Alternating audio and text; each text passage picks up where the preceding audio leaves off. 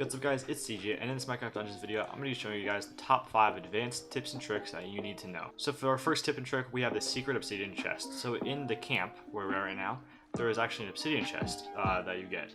So to get it, first you have to defeat the entire game on default difficulty. So once you defeat Obsidian Pinnacle on default difficulty, you'll get these little launch pads, piston launch pads on your island.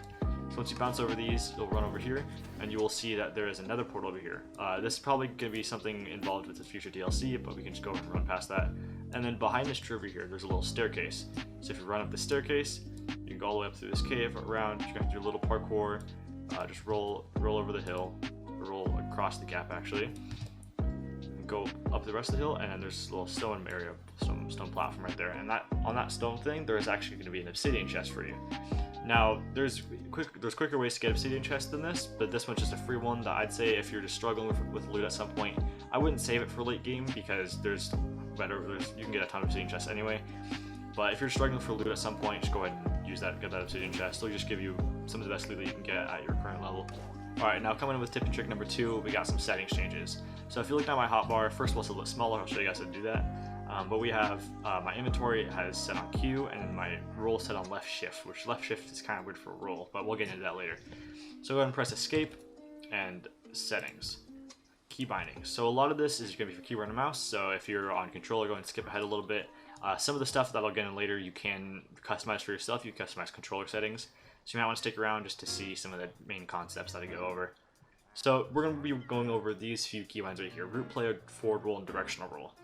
And so root player is normally set on left shift, forward roll is normally set on spacebar, and directional roll is normally set on thumb mouse button.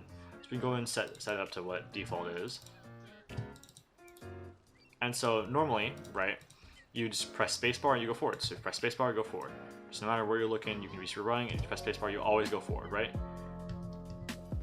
And then if you hold down left shift, it brings up this little attack menu, and you can attack. And so you can practice what your attack speed is like this. So it's kind of nice. Not super useful. It's not required. Like none of the roll and stuff is required, but it's all very useful. But what I decided to change is that I realized that directional roll is actually really cool. So if we double click on this, hit spacebar, double click on this, hit left shift, double click on this, and mouse button, swap back to what I had before. And so directional roll, let me explain it real quick. So like I said before, forward roll, you press spacebar and you go forward. Press spacebar, you'll always go forward with forward roll, right? But what if I told you that with directional roll, which I've just set spacebar to, directional roll goes wherever your mouse is pointing. So see, if I point my mouse behind me, I hit spacebar, which is set on directional roll, I do a backflip kind of. And so with directional roll, you roll in whichever direction your mouse is pointing. My mouse I can be running this way, mouse that way, and then there you go, boom.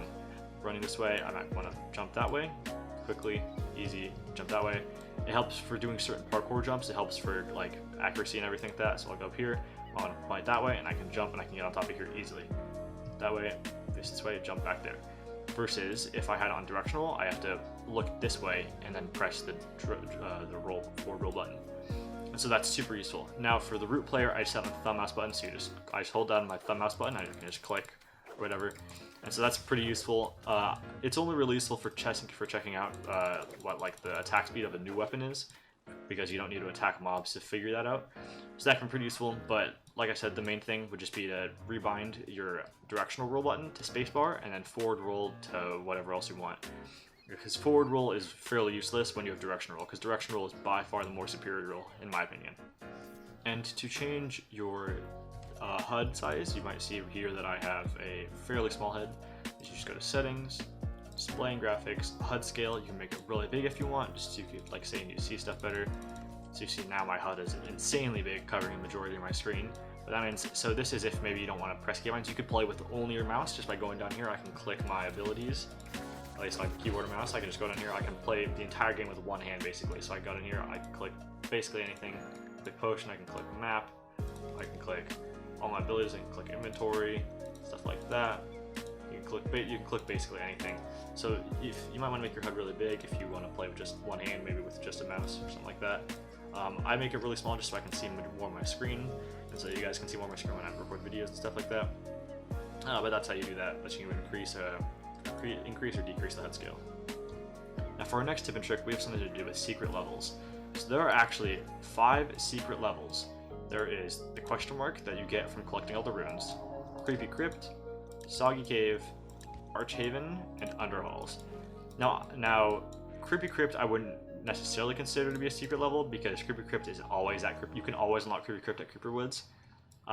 It's a fairly the question mark one. It's a fairly well-known level. It's the motion level, in case you didn't know, where you have to go through each other level and collect a rune.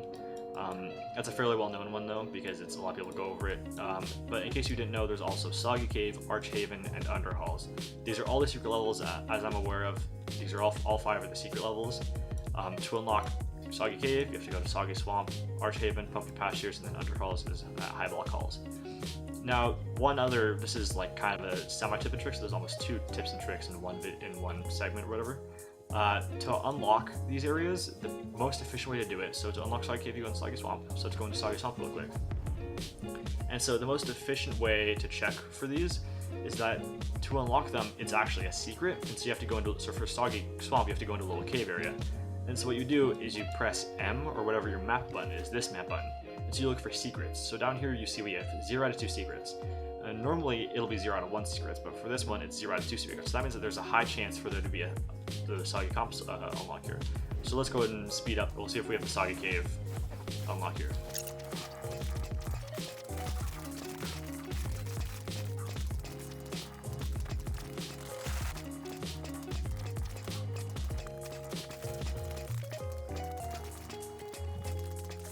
And here we go. So if we go over here, this is a little cave right here.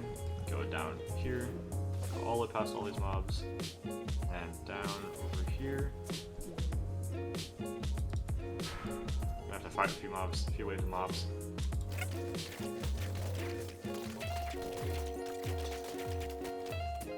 There we go. We can activate the beacon. It'll bring this up.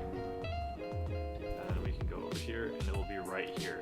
So if you click on that, you got it. So as you can see, you have 2 secrets, and so 2 secrets means that you can get this. So as you can see, the secret count is a great way to find like these secret levels, like Soggy Cave, Archhaven. I'm not sure if Underhalls is there every time. I think it might be there every time, but if it's not, then it's a secret then, and you can use a secret. There's a temple, the Obsidian chest in Desert Temple, that is a secret, and so you can press M or open your map button, and you can see the amount of times or the chance that it has to be there by just looking at the secret count. So that's a really useful thing for a starting level, or even the chest count. So say for Creepy Crypt, you can open your map and look at the chest count. If there's not enough chests, then you, like say there's under 20 chests, you might not want to do it or something like that. But you can open your map and use the chest count to figure it out if you want to play the map or not. Now for our next tip and trick, we have an easy way to get a few free emeralds. So you might have seen the little like chest up here that has just like 50 emeralds in it, but what I've told you that there was actually a few more. And so I've explored this entire camp area. And so previously, I have already opened them all, so they're not there anymore, but I can show you where I have found, personally, all of the emerald chests. So first off, there's one right over here. You just go right around here, and on this little plate, or on this little like stone area, there's one right there. Go all the way down here. I have found one over here, so just chilling right over here, in this area right there. I have found one all the way down on this little stone piece. And I think that might be it. It's possible that there's more, but that's all I can think of. That's all I can remember right now, is that there's one there, there's one up here, and then one all the way down on that stone plate right there. Now for our 5th and final tip and trick, we have this one kind of well known, but it's still possible you may not know about it. So say you're trying to get a piece of loot, right? So for my case, I'm trying to get the double axe. And so I'm trying to get a unique double axe. And so to get a unique weapon, or just any weapon in general of that type, you're gonna look through all of these, you can look at the gear drops. And so the gear drops always really useful to grind whichever one you want. But a lot of people don't know. What I've seen a lot of people do is they will put on their best gear to get up to, say, for me in my case it'd be 107, maybe even 108. So like I would go over here, I'd put on my 107 sword, 107 armor, 107 crossbow, and put a few 107 artifacts on to get myself up to 107. So I have every 107 thing on, but that's really not necessary. I can put all this back and get all my speed stuff on, get my normal armor, basically all my speed running stuff on, and then I'm 105. But even with 105, it still has power 105, but gear and artifact power is still 100 to 107. Like, and this won't change unless I think your power level has to be lower than 100, and otherwise it will be, you can still get up to 107 stuff. And I believe that's the same with the blacksmith and the water trader. So you don't have to put on all your best stuff. You don't have to go out of your way to put on all your best stuff just to get up to like the highest power that you can possibly get.